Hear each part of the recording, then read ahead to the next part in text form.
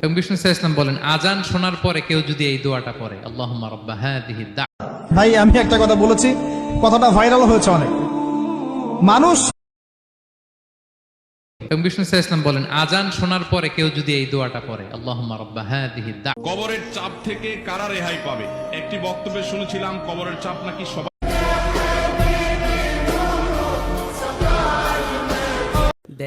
নবী সাল্লাল্লাহু আলাইহি সাল্লাম জিজ্ঞেস করবে হাসরের ময়দানে, উম্মত আমর ইবনে আস রাদিয়াল্লাহু আনহু কে নবী সাল্লাল্লাহু আলাইহি ওয়াসাল্লাম বলেছিলেন যে ফিতনার যুগে আমর তুমি কি করবে?